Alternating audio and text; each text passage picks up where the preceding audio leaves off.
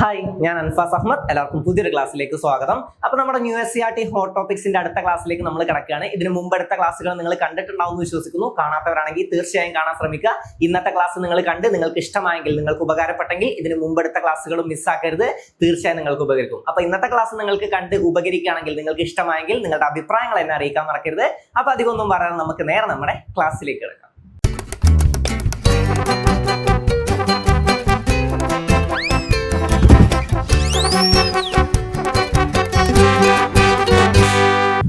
അപ്പൊ ഇന്ന് നമുക്ക് ഡിസ്കസ് ചെയ്യാനുള്ളത് ഭൂഖണ്ഡങ്ങളെ കുറിച്ചാണ്. ഭൂഖണ്ഡം എന്ന ഭാഗമാണ് നമ്മൾ ഇന്ന് ഡിസ്കസ് ചെയ്യുന്നത്. വരയ്ക്കാം വായിക്കാം എന്ന 5ാം ക്ലാസ്സിലെ ചാപ്റ്ററിൽ നിന്നാണ് നമ്മൾ പോയിന്റ്സ് എടുത്തിട്ടുള്ളത്. നമുക്ക് നോക്കാം. എത്രയാണ്? സമുദ്രങ്ങൾക്കിടയിലായി സ്ഥിതി ചെയ്യുന്ന വിശാലമായ കരഭാഗങ്ങളാണ് ഭൂഖണ്ഡങ്ങൾ. എത്ര ഭൂഖണ്ഡങ്ങളാണുള്ളത്? 7 ആണ് കേട്ടോ. എത്രയാണെന്നുള്ള എണ്ണം പഠിച്ചു വെക്കണം. എത്ര ഭൂഖണ്ഡങ്ങളാണ്? 7 ഭൂഖണ്ഡങ്ങളാണ് നമുക്കുള്ളത്. 7 ഭൂഖണ്ഡങ്ങളാണുള്ളത്. എത്ര മഹാസമുദ്രങ്ങളുണ്ട്? എത്ര സമുദ്രങ്ങളുണ്ട് എന്ന് ചോദിച്ചാൽ എത്രയാണ്? 5 ആണ്. ഇത് രണ്ടും ഒന്ന് അറിഞ്ഞു വെച്ചോ. എത്ര ഭൂഖണ്ഡങ്ങളാണുള്ളത്? 7 ഭൂഖണ്ഡങ്ങളാണ് ഉള്ളത്. 7 ഭൂഖണ്ഡങ്ങൾ. എന്താണ് ഭൂഖണ്ഡങ്ങൾ? സമുദ്രങ്ങൾക്കിടയിലായി സ്ഥിതി ചെയ്യുന്ന വിശാലമായ കരഭാഗങ്ങളാണ് ഭൂഖണ്ഡങ്ങൾ അഥവാ വൻകരകൾ എന്ന് അറിയപ്പെടുന്നത്. ഭൂഖണ്ഡങ്ങൾ അഥവാ വൻകരകൾ എന്താണ്? സമുദ്രങ്ങൾക്കിടയിലായി സ്ഥിതി ചെയ്യുന്ന വിശാലമായ കരഭാഗങ്ങൾ എന്തറിയപ്പെടുന്നു? ഭൂഖണ്ഡങ്ങൾ എന്ന പേരിൽ അറിയപ്പെടുന്നു. നമുക്ക് എത്ര ഭൂഖണ്ഡങ്ങളുണ്ട്? 7 എണ്ണമുണ്ട്. 7 ഭൂഖണ്ഡങ്ങളാണ് ഉള്ളത്. എത്ര ഭൂഖണ്ഡങ്ങളാണ്? 7 ഭൂഖണ്ഡങ്ങളാണ് ഉള്ളത്. എത്ര സമുദ്രങ്ങളാണെന്ന് ചോദ്യം വന്ന എത്ര ഉണ്ട്? 5 സമുദ്രങ്ങൾ 7 ഭൂഖണ്ഡങ്ങൾ. പറയ്, 5 സമുദ്രങ്ങൾ 7 ഭൂഖണ്ഡങ്ങൾ. 5 സമുദ്രങ്ങൾ 7 ഭൂഖണ്ഡങ്ങൾ. ഏതൊക്കെയാണ് 7 ഭൂഖണ്ഡങ്ങൾ? ഏഷ്യ അല്ലെ, ഏറ്റവും വലിയ ഭൂഖണ്ഡം. ഏറ്റവും വലിയ വൻകര ഏതെന്നൊക്കെ ചോദിച്ചത് ഏതാണ്? ഏഷ്യയാണ്. ഏറ്റവും വലിയ ഭൂഖണ്ഡം അഥവാ ഏറ്റവും വലിയ വൻകര ഏതാണ്? ഏഷ്യയാണ്. ഏഷ്യ, ആഫ്രിക്ക, വടക്കേ അമേരിക്ക, തെക്കേ അമേരിക്ക, അന്റാർട്ടിക്ക, യൂറോപ്പ്, ഓസ്ട്രേലിയ എന്നിവയാണ് 7 ഭൂഖണ്ഡങ്ങൾ. ഓക്കെ, ഏഷ്യ, ആഫ്രിക്ക, വടക്കേ അമേരിക്ക, തെക്കേ America, Antarctica, Europe, Australia. Okay, അറിഞ്ഞു വെക്കണേ. ഏതൊക്കെയാണ്? ഒരു വട്ടം കൂടെ. ഏഷ്യ, ആഫ്രിക്ക, വടക്കേ അമേരിക്ക, തെക്കേ അമേരിക്ക, അന്റാർട്ടിക്ക, യൂറോപ്പ്, ഓസ്ട്രേലിയ. അതിൽ നമ്മുടെ ഇന്ത്യ ഏതിലാണ് ഉൾപ്പെടുന്നത്? നമുക്കറിയാം, അത് ഏഷ്യയിലാണ് അല്ലെ. ഏഷ്യയിലാണ് ഇന്ത്യ ഉൾപ്പെടുന്നത്. ഏറ്റവും വലിയ ഭൂഖണ്ഡം അല്ലെ, ഏറ്റവും വലിയ വൻകരയാണ് ഏത്? ഏഷ്യ. ഏഷ്യയാണ് ഏറ്റവും വലിയ വൻകര അഥവാ ഏറ്റവും വലിയ ഭൂഖണ്ഡമാണ് ഏഷ്യ. ഓക്കെ, വൈവിധ്യങ്ങളുടെ വൻകര എന്നറിയപ്പെടുന്നത് ഏതാണ്? വൈവിധ്യങ്ങളുടെ വൻകര എന്നും ഭൂമിയുടെ പതിപ്പ് എന്നൊക്കെ അറിയപ്പെടുന്നത് ഏതാണെന്ന് ചോദിച്ചാൽ ഏഷ്യയാണ് കേട്ടോ. ഏഷ്യയാണ് വൈവിധ്യങ്ങളുടെ. ഏഷ്യനെ പറ്റിയിട്ട് നമ്മൾ ഇമ്പോർട്ടന്റ് ആയിട്ട് അറിഞ്ഞിരിക്കണം. കാരണം നമ്മുടെ ഇന്ത്യ ഏഷ്യയിൽ ഉൾപ്പെടുന്നത് കൊണ്ട് തന്നെ നമുക്ക് കൂടുതൽ ഇമ്പോർട്ടൻസ് കൊടുത്ത് ഏത് പഠിക്കാനുണ്ടാവും? ഏഷ്യ പഠിക്കാനുണ്ടാവും. അതിൽ കുറച്ച് പോയിന്റ്സ് ഞാൻ ഇപ്പൊ പറഞ്ഞുതരാം. ഏഷ്യനെ പറ്റി ഡീറ്റെയിൽ ആയിട്ട് നമുക്ക് പഠിക്കാം. പക്ഷെ ഇപ്പൊ നമ്മൾ ഈ കുറച്ച് പോയിന്റ്സ്, ഈ പടത്തിൽ ഞാൻ കുറച്ച് ഇമ്പോർട്ടന്റ് ആയിട്ടുള്ള പോയിന്റ്സ് മാത്രം ഞാൻ നിങ്ങൾക്ക് പറഞ്ഞുതരാം. പഠിച്ചിട്ട് പോവാം. ഓക്കെ, അപ്പോ ഇന്ത്യ ഉൾപ്പെടുന്ന ഭൂഖണ്ഡം. ഇന്ത്യ ഏത് ഭൂഖണ്ഡത്തിലാണ് ഉൾപ്പെടുന്നത്? ഇന്ത്യ ഏത് വൻകരയിലാണ് ഉൾപ്പെടുന്നത്? ഏഷ്യയിലാണ് കേട്ടോ. ഏഷ്യയിലാണ് ഇന്ത്യ ഉൾപ്പെടുന്നത്. ഏഷ്യയാണ് ഏറ്റവും വലിയ വൻകര അല്ലെ. ഏറ്റവും വലിയ ഭൂഖണ്ഡം ഏതാന്ന് ചോദിച്ചാൽ ഏതാണ്? ഏഷ്യയാണ്. ഏറ്റവും വലിയ ഭൂഖണ്ഡമാണ് ഏഷ്യ. ഏറ്റവും വലിയ ഭൂഖണ്ഡം ഏതാണ്? ഏഷ്യയാണ്. എന്താണ് ഏഷ്യ അറിയപ്പെടുന്നത്? വൈവിധ്യങ്ങളുടെ വൻകര എന്നറിയപ്പെടുന്നതും ഭൂമിയുടെ പതിപ്പ് അല്ലെ, ഭൂമിയുടെ പതിപ്പ് എന്നറിയപ്പെടുന്നത് ഏത് എന്നൊക്കെ ചോദിച്ചാൽ ഏതാണ്? അത് ഏഷ്യയാണ്. പിന്നെ ഏറ്റവും കൂടുതൽ ജനസംഖ്യ കൂടിയ ഭൂഖണ്ഡമാണ് ഏത്? ഏഷ്യ. അതായത് ഭൂമിയിലുള്ള ജനസംഖ്യ, ഭൂമിയിൽ 100% ഉണ്ടെങ്കിൽ അതിൽ 100% ഉണ്ടാവുമല്ലോ, എന്തും 100% ഉണ്ടാവും. ഓക്കെ, അതിൽ 60% എവിടെയാണ്? 60% ഏഷ്യയിലാണ്. ഓക്കെ, ഭൂമിയിലുള്ളതിൽ 100% ഒന്നും പഠിക്കണ്ട. ഭൂമിയിലുള്ളതിൽ 60% ജനസംഖ്യയും എവിടെയാണ്? ഏഷ്യയിലാണ്. അപ്പൊ വൈവിധ്യങ്ങളുടെ വൻകര എന്നും ഭൂമിയുടെ പതിപ്പ് എന്നും അറിയപ്പെടുന്ന വൻകര ഏതാണെന്ന് ചോദിച്ചാൽ ഏതാണ്? ഏഷ്യയാണ്. ഏഷ്യയിലാണ് ഏറ്റവും കൂടുതൽ ജനസംഖ്യ ഉള്ളത്. ഏറ്റവും കൂടുതൽ ജനസംഖ്യ ഉള്ള വൻകര ഏതാണെന്ന് ചോദിച്ചാൽ ഏതാണ്? ഏഷ്യയാണ്. ഭൂമിയിലെ ജനസംഖ്യയുടെ അല്ലെ, ഭൂമിയുടെ ജനസംഖ്യയിൽ 60% എവിടെയാണ്? ഏഷ്യയിലാണ്. ഭൂമിയിലെ ജനസംഖ്യയിൽ 60% ഏഷ്യയിലാണ്. ഏഷ്യയിലെ ഏറ്റവും കൂടുതൽ ജനസംഖ്യയുള്ള രാജ്യം ഏതാണെന്ന് ചോദിച്ചാൽ നമുക്കൊക്കെ അറിയാം, ഏതാണ്? നമ്മുടെ ഇന്ത്യയാണ്. ഏറ്റവും ജനസംഖ്യ കൂടിയ ഏഷ്യൻ രാജ്യം ഏതാണെന്ന് ചോദിച്ചാൽ ഏതാണ്? ഇന്ത്യയാണ് ഏറ്റവും ജനസംഖ്യ കൂടുതലുള്ള ഏഷ്യൻ രാജ്യം. ഈ പോയിന്റ് ഒക്കെ നമുക്ക് റിപ്പീറ്റ് ചെയ്യാം, പഠിച്ചു വെച്ചോ. ഏറ്റവും കൂടുതൽ ജനസംഖ്യയുള്ള ഏഷ്യൻ രാജ്യമാണ് ഇന്ത്യ.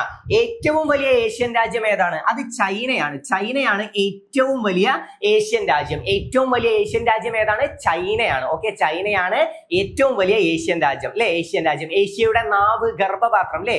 ഏഷ്യയുടെ നാവും ഗർഭപാത്രവും എന്നൊക്കെ അറിയപ്പെടുന്നത് നമ്മുടെ ചൈനയാണ്. ചൈനയാണ് ഏഷ്യയുടെ നാവ് എന്നും ഗർഭപാത്രം എന്നൊക്കെ അറിയപ്പെടുന്നത്. ഗർഭപാത്രം അല്ലെ?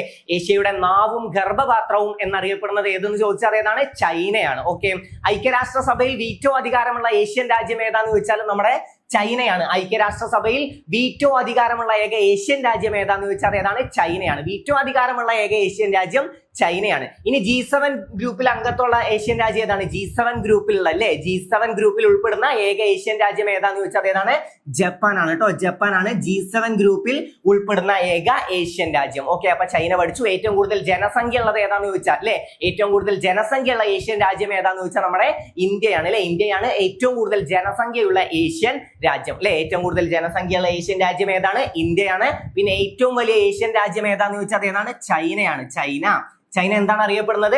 ഏഷ്യയുടെ നാവും ഗർഭപാത്രവും എന്നറിയപ്പെടുന്നത് ചൈനയാണ്. ഏഷ്യയുടെ നാവും ഗർഭപാത്രവും എന്നറിയപ്പെടുന്നത് ഏതാണ്? ചൈനയാണ്. ഏഷ്യയുടെ നാവും ഗർഭപാത്രവും എന്നറിയപ്പെടുന്നത് ചൈനയാണ്. ഒരു വട്ടം കൂടെ, ഏഷ്യയുടെ നാവും ഗർഭപാത്രവും എന്നറിയപ്പെടുന്നത് ഏതാണ്? ചൈനയാണ്. ഈ ചൈനക്കാണ് എന്തുള്ളത്? ഐക്യരാഷ്ട്രസഭയിൽ വീറ്റോ അധികാരമുള്ള ഏക ഏഷ്യൻ രാജ്യം ഏതാന്ന് ചോദിച്ചാൽ ഏതാണ്? ചൈനയാണ്. ഐക്യരാഷ്ട്രസഭയിൽ വീറ്റോ അധികാരമുള്ള ഏക ഏഷ്യൻ രാജ്യമാണ് ചൈന. പിന്നെ ജപ്പാൻ എന്താണ്? G7 ഗ്രൂപ്പിൽ അല്ലേ? G7 ഗ്രൂപ്പിൽ ഉൾപ്പെടുന്ന ഏക ഏഷ്യൻ രാജ്യമാണ് ജപ്പാൻ. G7 ഗ്രൂപ്പിൽ ഉൾപ്പെടുന്ന ഏക ഏഷ്യൻ രാജ്യമാണ് ജപ്പാൻ. G7 ഗ്രൂപ്പിൽ ഉൾപ്പെടുന്ന ഏക ഏഷ്യൻ രാജ്യമാണ് ജപ്പാൻ. അപ്പൊ വൈവിധ്യങ്ങളുടെ വൻകര എന്നറിയപ്പെടുന്നതും അതുപോലെ തന്നെ ഏറ്റവും വലിയ വൻകര ഏതെന്ന് ചോദിച്ചാലും, ഭൂമിയുടെ പതിപ്പ് എന്നറിയപ്പെടുന്ന വൻകര ഏതെന്ന് ചോദിച്ചാലും, ഏറ്റവും കൂടുതൽ ജനസംഖ്യയുള്ള വൻകര ഏതെന്ന് ചോദിച്ചാലൊക്കെ ഏതാണ്? ഏഷ്യയാണ്. ഇത്രയും പഠിച്ചു വെക്കണം. പിന്നെ ഏറ്റവും കൂടുതൽ നെല്ലുൽപാദിപ്പിക്കുന്ന വൻകര ഏതെന്നൊക്കെ ചോദ്യം വരാറുണ്ട്. അതും ഏതാണ്? ഏഷ്യയാണ്. ഏറ്റവും കൂടുതൽ നെല്ലുൽപാദിപ്പിക്കുന്ന ഭൂഖണ്ഡം ഏതെന്ന് ചോദിച്ചാലും ഏഷ്യയാണ്. അപ്പൊ എന്തൊക്കെ പഠിച്ചു? വൈവിധ്യങ്ങളുടെ വൻകര എന്നറിയപ്പെടുന്നതും ഭൂമിയുടെ പതിപ്പ് എന്നറിയപ്പെടുന്നതും ഏതാണ്? ഏഷ്യയാണ്. ഏറ്റവും കൂടുതൽ ജനസംഖ്യ ഉള്ളത്, ഏറ്റവും വലുതാണ്. അതുപോലെ തന്നെ ഏറ്റവും ജനസംഖ്യ കൂടിയ വൻകര ഏതെന്ന് ചോദിച്ചാലും ഏതാണ്? ഏഷ്യയാണ്. ഭൂമിയുടെ ജനസംഖ്യയുടെ എത്ര ശതമാനമാണ്? 60%. 60% എവിടെയാണ്? ഏഷ്യയിലാണ്. ഭൂമിയിലുള്ള ജനസംഖ്യയുടെ 60% ഏഷ്യയിലാണ്. ഓക്കെ, ഈ ഏഷ്യയിലാണ് ഇന്ത്യ സ്ഥിതി ചെയ്യുന്നത്. പിന്നെ നമ്മൾ എന്ത് പഠിച്ചു? ഇന്ത്യയാണ് ഏറ്റവും കൂടുതൽ ജനസംഖ്യ ഉള്ള അല്ലെ? ഏഷ്യയിലെ ഏറ്റവും ജനസംഖ്യ കൂടിയ രാജ്യം ഏതെന്നൊക്കെ ചോദ്യം വന്നാലും അത് തന്നെയാണ്, ഇന്ത്യ തന്നെയാണ്. ഓക്കെ, ഏറ്റവും കൂടുതൽ ജനസംഖ്യയുള്ള രാജ്യം, ഏഷ്യയിലെ ഏറ്റവും കൂടുതൽ ജനസംഖ്യ കൂടിയ രാജ്യം എന്നൊക്കെ ചോദിച്ച ഏതാണ്? ഇന്ത്യയാണ്. ഓക്കെ, പിന്നെ നമ്മൾ എന്ത് പഠിച്ചു? ഏഷ്യയിലെ ഏറ്റവും വലിയ രാജ്യം ഏതാന്ന് ചോദിച്ചാൽ അത് ചൈനയാണ്. ഏഷ്യയിലെ ഏറ്റവും വലിയ രാജ്യമാണ് ചൈന. ഏഷ്യയുടെ നാവും ഗർഭപാത്രവും എന്നറിയപ്പെടുന്നത് ചൈനയാണ്. ഏഷ്യയുടെ നാവും ഗർഭപാത്രവും എന്നറിയപ്പെടുന്നത് ഏതാണ്? ചൈനയാണ്. ഏഷ്യയുടെ നാവും ഗർഭപാത്രവും എന്നറിയപ്പെടുന്നത് ഏതാണ്? ചൈനയാണ്. പിന്നെ നമ്മൾ എന്ത് പഠിച്ചു? ഏഷ്യയുടെ നാവും ഗർഭപാത്രവും നമ്മൾ പഠിച്ചു. പിന്നെ ഐക്യരാഷ്ട്രസഭയിൽ വീറ്റോ അധികാരമുള്ള ഏക ഏഷ്യൻ രാജ്യമാണ് ചൈന. G7 ഉൾപ്പെടുന്ന ഏതാണ്? G7 ഗ്രൂപ്പിൽ ഉൾപ്പെടുന്നത് ജപ്പാനാണ്. G7 ഗ്രൂപ്പിൽ ഉൾപ്പെടുന്നത് ജപ്പാനാണ്. അപ്പൊ ഏറ്റവും വലിയ ഏഷ്യൻ രാജ്യം ഏതാന്ന് ചോദിച്ചാൽ ചൈനയാണ്. ഏറ്റവും ചെറുത് ഏതാന്ന് ചോദിച്ചാൽ മാലദ്വീപാണ് കേട്ടോ. ഏറ്റവും ചെറുത് ഏതാണ്? മാലദ്വീപാണ്. അതും ജസ്റ്റ് ഒന്ന് അറിഞ്ഞു വെക്കാം. എത്ര പോയിന്റ്സ് ക്ലിയർ അല്ലേ? നമുക്ക് കുറച്ച് കഴിഞ്ഞിട്ട് ഒന്നും കൂടെ ഒന്ന് ഓർത്തെടുക്കാൻ പറ്റുന്നുണ്ടോ എന്ന് റിപ്പീറ്റ് ചെയ്ത് നോക്കാം. ഇപ്പൊ ഇതിൽ കൊടുത്തിട്ടുള്ള പോയിന്റ്സ് ഇനി നോക്കാം. ലോകത്തിലെ ഏറ്റവും വലിയ ഭൂഖണ്ഡം നമ്മൾ പഠിച്ചു ഏഷ്യയാണ് അല്ലെ? ഏറ്റവും വലിയ ഭൂഖണ്ഡം ഏഷ്യയാണ്. എത്ര ഭൂഖണ്ഡങ്ങളാണുള്ളത്? 7ആണ്. എത്ര സമുദ്രങ്ങളാണുള്ളത്? 5ആണ് അല്ലെ? ഇപ്പൊ എണ്ണങ്ങളൊക്കെ കിട്ടിയില്ലേ? പഠിച്ച കാര്യങ്ങളൊക്കെ ഓക്കെ അല്ലേ? അടുത്തത് ലോകത്തിലെ ഏറ്റവും ചെറിയ ഭൂഖണ്ഡം നമുക്കറിയാം ഓസ്ട്രേലിയയാണ്. ഏറ്റവും ചെറിയ ഭൂഖണ്ഡം ഏതാന്ന് വെച്ചാൽ അത് ഓസ്ട്രേലിയയാണ് അല്ലെ? ഏറ്റവും ചെറിയ ഭൂഖണ്ഡം ഏതാണ്? ഓസ്ട്രേലിയ. ഏറ്റവും വലിയ ഭൂഖണ്ഡം ഏതാണ്? ഏഷ്യ. ഏറ്റവും ചെറുത് ഓസ്ട്രേലിയ, ഏറ്റവും വലുത് ഏഷ്യ. അപ്പൊ ഏറ്റവും വലുത് ഏതാണ്? ഏഷ്യയാണ്. ഏറ്റവും ചെറുത് ഏതാന്ന് ചോദിച്ചാൽ ഏതാണ്? ഓസ്ട്രേലിയയാണ്. ഓസ്ട്രേലിയ. ഓക്കെ, അടുത്തത് നോക്കാം. പൂർണ്ണമായും സമുദ്രത്താൽ ചുറ്റപ്പെട്ട ഭൂഖണ്ഡങ്ങൾ. പൂർണ്ണമായും സമുദ്രം കൊണ്ട് ചുറ്റപ്പെട്ട ഭൂഖണ്ഡങ്ങൾ ഏതൊക്കെയാണ്? മറ്റേതൊക്കെ ഒന്ന് കണക്ട് ചെയ്യാൻ പറ്റും, പക്ഷെ ഇത് പൂർണ്ണമായിട്ടും സമുദ്രം കൊണ്ട് ചുറ്റപ്പെട്ടതാണ്. ഒന്ന് അന്റാർട്ടിക്ക, പിന്നെ ഓസ്ട്രേലിയ. അന്റാർട്ടിക്ക, ഓസ്ട്രേലിയ, ഇത് രണ്ടുമാണ് പൂർണ്ണമായും സമുദ്രങ്ങളാൽ ചുറ്റപ്പെട്ടത്. പൂർണ്ണമായും സമുദ്രങ്ങളാൽ ചുറ്റപ്പെട്ടത് ഏതാണ്? അതായത് ചുറ്റും വെള്ളമുള്ള ഭൂഖണ്ഡങ്ങൾ ഏതൊക്കെയാണ്? Antarctica, Australia. അന്റാർട്ടിക്ക, ഓസ്ട്രേലിയ ഏതൊക്കെയാണ്? Antarctica, Australia. Antarctica, Australia. Antarctica, Australia. എന്താണ്? അതിന്റെ ചുറ്റും എന്താണ്? സമുദ്രങ്ങളാണ്. ചുറ്റും സമുദ്രങ്ങളുള്ള ഭൂഖണ്ഡങ്ങളാണ് Antarctica, Australia. Antarctica, Australia. Atlantic സമുദ്രത്തിന് പടിഞ്ഞാറ് ഭാഗത്ത് ശ്രദ്ധിക്കണം. അറ്റ്ലാന്റിക് സമുദ്രത്തിന് പടിഞ്ഞാറ് ഭാഗത്ത് കാണുന്ന ഭൂഖണ്ഡങ്ങളാണ് വടക്കേ അമേരിക്ക, തെക്കേ അമേരിക്ക. എവിടെയാണ്?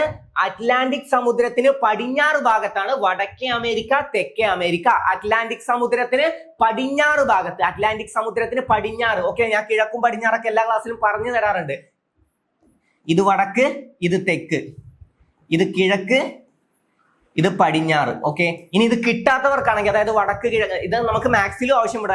ഒരാൾ വടക്കോട്ട് 300 മീറ്റർ നടന്നു എന്നൊക്കെ പറഞ്ഞിട്ട് നമുക്ക് ചോദ്യമൊക്കെ വരാം. വടക്കോട്ട് നടന്നു, പിന്നെ തെക്കോട്ട് നടന്നു, അവിടെ നിന്നും പടിഞ്ഞാറോട്ട്, അങ്ങനെ പല ചോദ്യങ്ങളും വരാറുണ്ട്. അപ്പൊ അത് പലർക്കും കൺഫ്യൂഷൻ ആയി പോകും ഈ സാധനം. അതായത് വടക്ക് എന്ന് പറയുമ്പോൾ നമ്മൾ മുമ്പിൽ നോക്കിയിട്ടാണ് ഒരാളോട് പറയാ വാടാന്ന് പറയാം. അതായത് നേരുള്ളതാണ് വടക്ക്. ഓക്കെ, നേരെ കാണുന്നത് നമ്മുടെ വടക്കാണ്. ഓക്കെ, വടക്ക്, ഈ നേരുള്ളതാണ് വടക്ക്. പിന്നെ അതിന്റെ ബാക്കിലുള്ളത് തെക്ക്. ഓക്കെ, ബാക്കിൽ തെക്ക്. ഇനി കിഴക്ക്, കിഴക്ക് എവിടെയാണ്? വലത്തെ സൈഡിലാണ്, വലതാണ് കിഴക്ക്. അപ്പൊ എന്താണ്? കഴിക്കുന്ന കൈയാണ് കിഴക്ക്, കഴിക്കുന്ന ഭാഗമാണ്, കഴിക്കുന്ന കൈ കിഴക്ക്, വലത് കിഴക്ക്. ഓക്കെ, കഴിക്കുന്നത് കിഴക്ക്, കിഴക്കിന്റെ ഓപ്പോസിറ്റ് എന്താണ്? പടിഞ്ഞാറ്.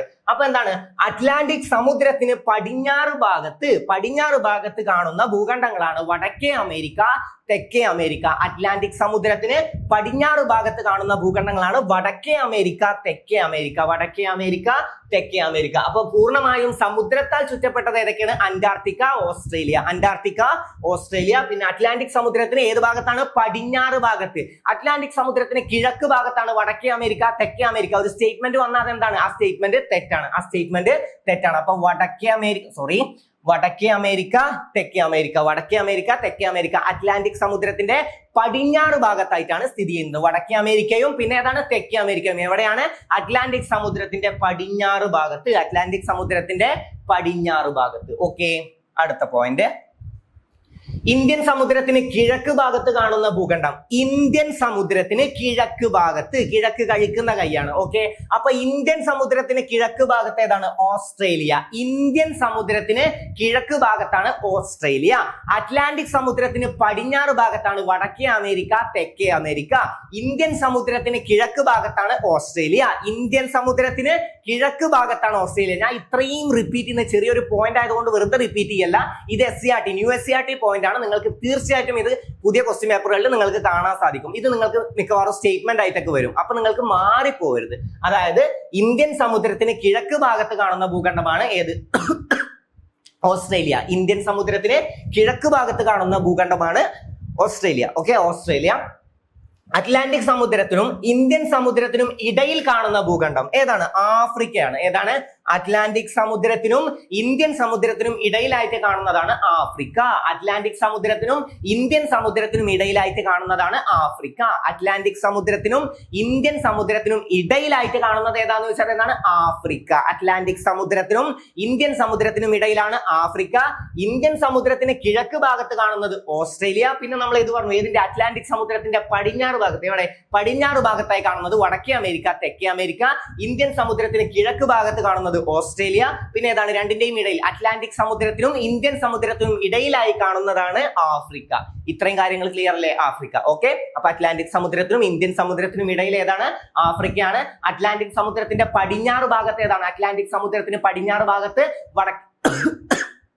വടക്കേ അമേരിക്ക, തെക്കേ അമേരിക്ക, വടക്കേ അമേരിക്ക, തെക്കേ അമേരിക്ക. പിന്നെ എവിടെ ഏതാണ്? ഇന്ത്യൻ സമുദ്രത്തിന്റെ കിഴക്ക് ഭാഗത്താണ് ഓസ്ട്രേലിയ. അല്ലെ, ഇന്ത്യൻ സമുദ്രത്തിന് കിഴക്ക് ഭാഗത്ത് കാണുന്ന ഭൂഖണ്ഡമാണ് ഓസ്ട്രേലിയ. ക്ലിയർ അല്ലേ? ഇനി കൺഫ്യൂഷൻ വരില്ലല്ലോ. ഓക്കെ, പഠിച്ചിട്ട് പോവാട്ടോ.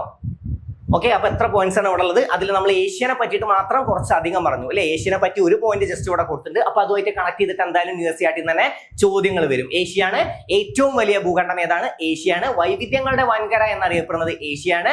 ഭൂമിയുടെ പതിപ്പ് എന്നറിയപ്പെടുന്നത് ഏഷ്യയാണ്. ഏഷ്യയിലെ ഏറ്റവും വലിയ രാജ്യം ഏതാന്ന് ചോദിച്ചാൽ ഏതാണ്? ചൈനയാണ്. ഏഷ്യയിലെ ഏറ്റവും കൂടുതൽ ജനസംഖ്യയുള്ള രാജ്യം ഏതാന്ന് ചോദിച്ചാൽ അത് ഇന്ത്യയാണ് അല്ലെ. ഏറ്റവും കൂടുതൽ ജനസംഖ്യ ഉള്ളത് ഇന്ത്യയിലാണ്.